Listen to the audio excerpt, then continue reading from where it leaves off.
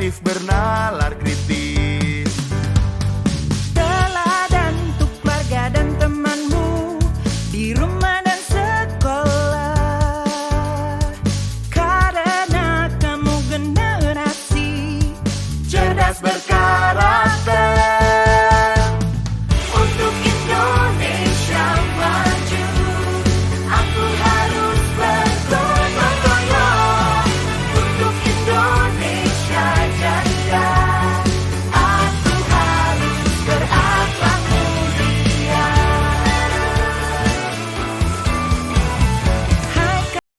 Warahmatullahi wabarakatuh. Alhamdulillahilladzi an'amana bi nikmatil iman wal islam wa hiya Ramadanul amin. Puji syukur kita panjatkan kehadirat Allah Subhanahu wa taala karena kita masih sempat diberi nikmat kesehatan dan nikmat kesempatan sehingga kita masih sempat datang ke tempat ini guna melaksanakan salah satu tugas kita sebagai seorang pendidik. Dan tak lupa pula kita mengirimkan salam dan salawat atas junjungan Nabi besar Muhammad Sallallahu Alaihi Wasallam sebagai nabi terakhir yang diutus ke permukaan bumi ini sebagai uswatun hasanah. Baiklah, sahabat, terima kasih kepada Bapak Ibu Guru telah meluangkan waktunya untuk bisa berbagi ilmu atau sharing bersama-sama. Baiklah, kami akan memaparkan pemahaman kami di modul 1 yang 4 tentang diseminasi budaya positif. Saya Jusriati dari calon guru penggerak angkatan 11 akan memaparkan budaya positif tersebut.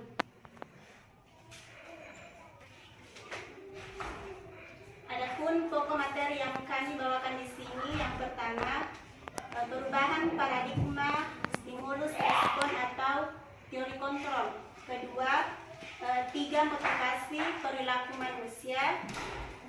Ketiga, keyakinan jelas, hukuman dan penghargaan. Keempat, kebutuhan dasar manusia. Kelima, posisi kontrol. Dan 6, segitiga restitusi. Selanjutnya, perubahan paradigma stimulus respon ke teori kontrol. Bapak Ibu Guru, tentu kita mempunyai paradigma. Paradigma di sini juga dibedakan menjadi 2, yaitu stimulus respon dan teori kontrol. Contohnya di sini stimulus respon. Pertama, kita mencoba mengubah orang agar berpandangan sama dengan kita. Maksudnya di sini kita mengontrol orang lain untuk meyakini keyakinan kita sendiri, atau kita memaksakan kehendak kita kepada orang lain. Teori kontrolnya, kita berusaha memahami pandangan orang lain tentang dunia. Di sini kita meyakini bahwa keyakinan seseorang itu mempunyai ciri-ciri yang berbeda. Kemudian di stimulus respon kedua, perilaku buruk dilihat sebagai suatu kesalahan. Di teori kontrolnya, semua perilaku memiliki tujuan. Stimulus respon berikutnya, orang lain bisa mengontrol saya. Teori kontrolnya, hanya Anda yang bisa mengontrol diri Anda. Saya bisa mengontrol orang lain. Teori kontrolnya, Anda tidak bisa mengontrol orang lain. Kemudian pemaksaan ada pada saat bujukan gagal. Teori kontrolnya, kolaborasi dan konsensus menciptakan pilihan-pilihan baru. Dan terakhir, model belajar berpikir menang kalah. Di teori kontrolnya, model berpikir menang-menang.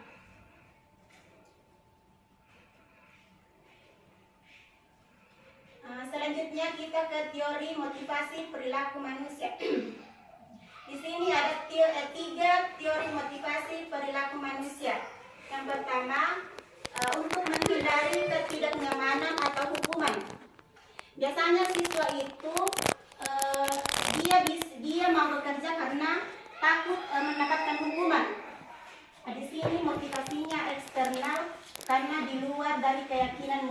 tersebut. Yang kedua, untuk mendapatkan imbalan dari orang lain. Siswa tersebut bekerja karena mau mendapatkan imbalan. Kalau tidak mendapatkan imbalan, sudah pasti murid tersebut tidak mau bekerja. Ketiga, untuk menghargai diri sendiri, menjadi insan sesuai harapan kita. Di sini yang ketiga sudah berlaku positif. Dia mulai menyadari dirinya atas pekerjaan yang ia akan kerjakan. Selanjutnya, keyakinan kelas. Selama kami mengikuti pelatihan guru penggerak, saya bisa paham apa itu keyakinan kelas. Keyakinan kelas itu terlahir dari kesepakatan kelas. Yang dari dulunya kita paham peraturan kelas itu diterapkan di kelas, tapi kami mengikuti guru penggerak ini, peraturan kelas itu harus dirombak ke paradigma baru, yaitu kesepakatan kelas. Mengapa? Peraturan kelas itu hanya satu arah. Peraturan kelas dibuat di sekolah dan diterapkan di kelas.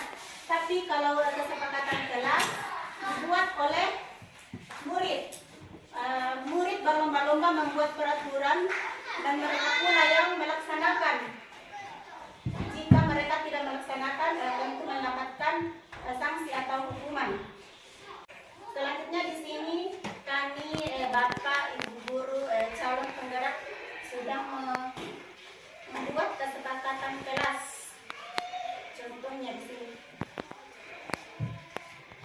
Di dalam kesepakatan kelas itu kita tentu ingat harus kalimatnya bersifat positif atau kalimatnya bersifat positif. Bagaimana berarti kalimatnya bersifat positif? Seperti kita membuat peraturan, dari dulunya kita membuat peraturan dilarang makan minum di kelas. Tapi kalau kita membuatnya di kesepakatan kelas, apa contoh kalimat positifnya kira-kira?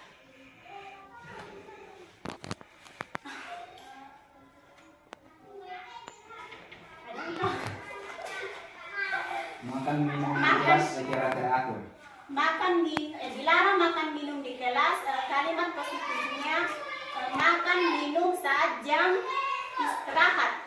Begitu.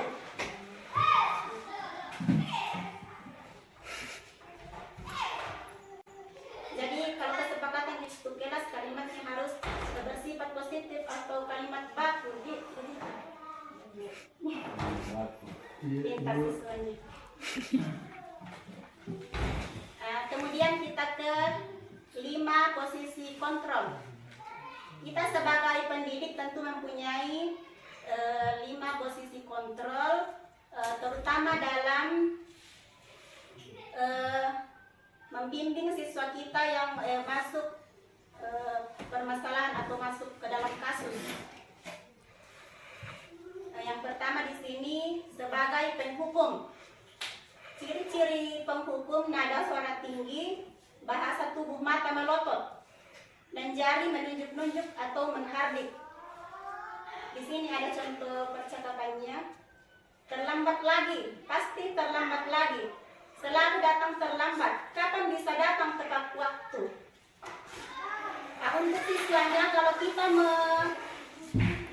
melakukan posisi kontrol penghukum, akibatnya pada siswa kita kemungkinan murid marah dan mendendam atau bersifat agresif. Bisa jadi sesudah kembali duduk, murid tersebut akan mencoret-coret bukunya atau meja tulisnya. Lebih buruk lagi, sepulang sekolah, murid melihat motor atau mobil bapak ibu guru dan akan menggores kendaraan tersebut dengan paku. Dendam. Kedua, membuat orang lain merasa bersalah. Di sini ada ciri-cirinya: nada suara melemas, halus, sedih, bahasa tubuh merapat pada anak. bagaimana ya? Kamu sudah berjanji dengan ibu tidak akan terlambat lagi. Kamu kenapa ya senang sekali mengecewakan ibu? Ibu benar-benar kecewa sekali. Akibatnya pada siswa, murid akan merasa bersalah. Bersalah telah mengecewakan ibu atau bapak gurunya. Murid akan merasa menjadi orang yang gagal dan tidak sanggup membahagiakan orang lain. Kadangkala sikap seperti ini lebih berbahaya dari sikap penghukum, karena emosi akan tertanam rapat di dalam murid. Murid menahan perasaan. Tidak seperti murid dalam dengan guru penghukum, di mana murid bisa menumpahkan amarahnya walaupun dengan cara negatif. Murid tertekan seperti inilah yang tiba-tiba bisa meletus amarahnya dan bisa menyakiti diri sendiri atau orang lain. Posisi teman. Nada suara, lama, akrab, dan bercanda. Bahasa tubuh merapat pada murid, mata dan senyum jenaka. Ini biasanya dilakukan oleh Abdal. Adi, ayolah, bagaimana sih kamu? Kemarin kamu sudah janji ke bapak bukan? Kenapa terlambat lagi? Akibatnya pada siswa,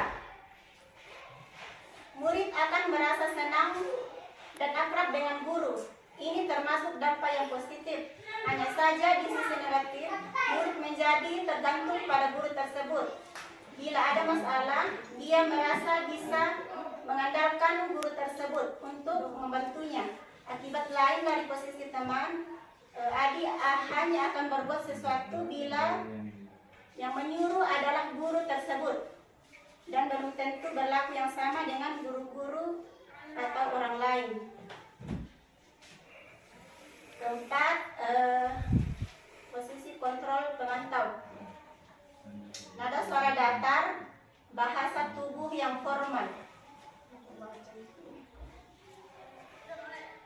Guru, Adi, tahukah kamu jam berapa kita mulai? Adi, tahu Pak. Guru, kamu terlambat 15 menit. Apakah kamu sudah mengerti apa yang harus dilakukan bila terlambat? Paham Pak, saya harus tinggal kelas pada jam istirahat nanti dan mengerjakan tugas ketertinggalan saya.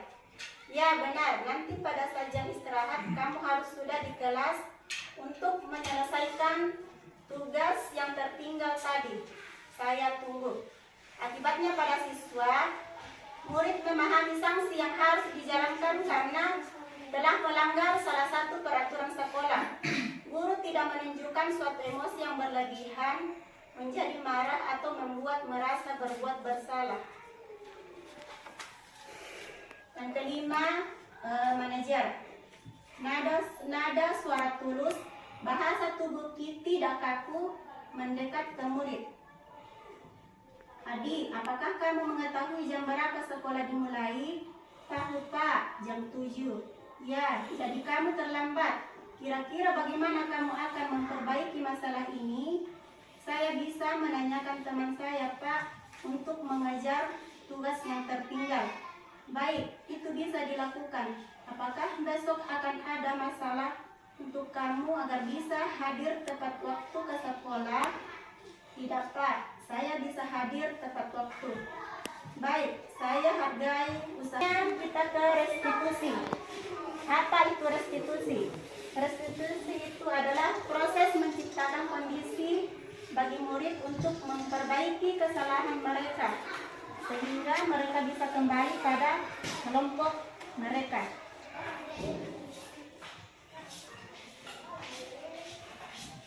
Di sini ada 3 macam segitiga restitusi.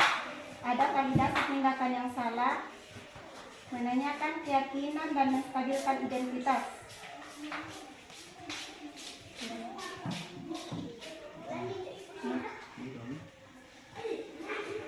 Selanjutnya, kebutuhan dasar manusia. Di sini ada 5 dari kami.